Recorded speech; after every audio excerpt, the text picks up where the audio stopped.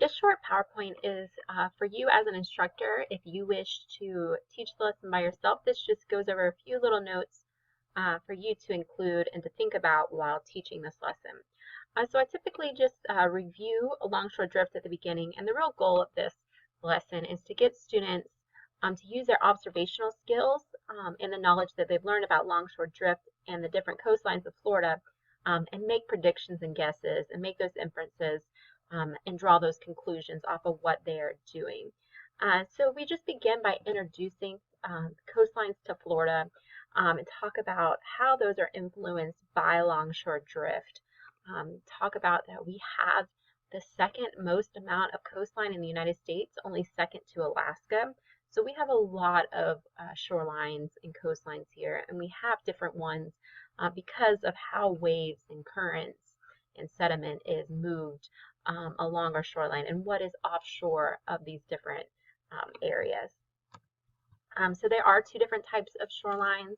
I like to give them the opportunity to guess if our area is high energy or low energy because of the presence of certain type of things on our beach. So of course we have high energy because we have a beach and we have a dune and we have all that sand available to us. We don't have salt marshes or swamps on the coast.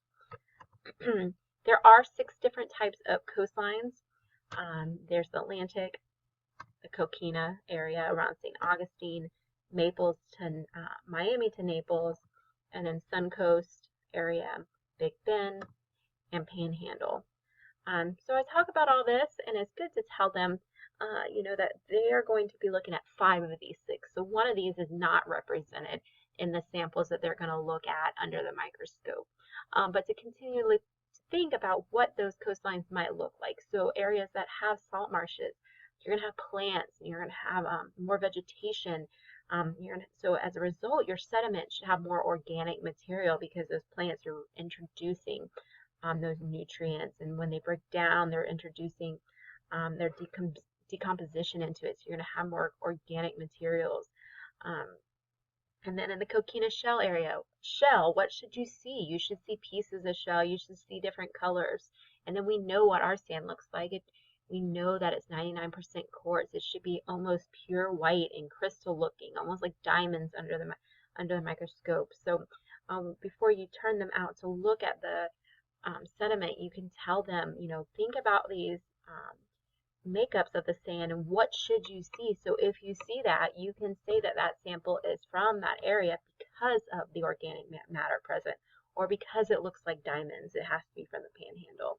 And so you can talk about how these different makeups really can be seen underneath the scope, or even with the eye, or by touching it, or looking with the magnifying glass.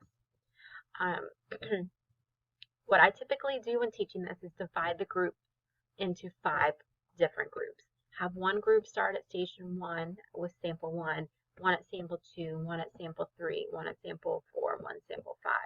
And give them about 5 to 7 minutes at each sample, and then say rotate, and then all the students will rotate. That's what I've typically done. It can be done in a variety of ways. You can have kids just freely move through them. You can have one at a time come up and look at the different samples. But make sure that they are looking at the samples and then sketching what they see, writing down what it looks like underneath the microscope, what it looks like underneath the magnifying glass, and then before they move on to the next sample, make that guess. I always encourage students to write in pencil because what they see under that first microscope, and then when they move into the second, it might influence where they're going to put each sample on that state map. We and CBA ran out of our sample from Clearwater, so at the last minute we had to change our Clearwater sample to Daytona.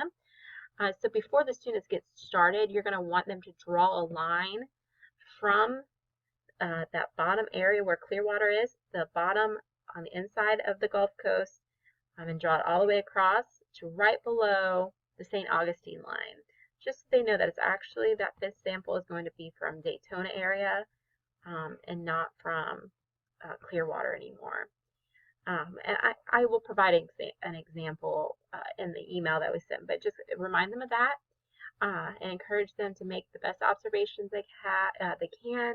Their sketches should be simple, and then just let them explore and walk around, asking them questions, of course, on what they see.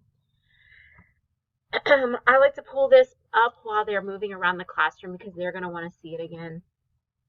If you want, you can always print this out. There is like a hard copy of PowerPoint with no words in the Edmodo classroom.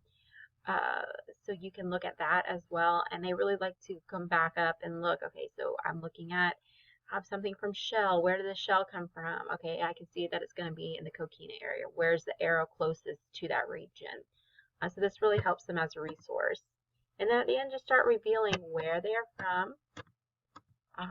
And I like to ask, like, where do you think sample 1 came from? Where do you think sample 2 came from? And ask them why. Talk about what they saw in their observations. And then you can go through each one so that they see what it actually looks like. The numbers you see under the samples are the coordinates for that area, so they can look at the different coordinates of where that beach is from if you wish to include something like that in further instruction. And that's it. We will be delivering the sand samples. Try to keep them, use them sparingly because we do have so much of them. To just hand out. That's kind of what happened to Clearwater. We didn't get all of it back. So just try to keep a good eye on the amount of sand you're using. You don't need that much sand. And also play with the magnifying of the sand samples because some look better with different objective lenses. So just play around with that. No set one's perfect.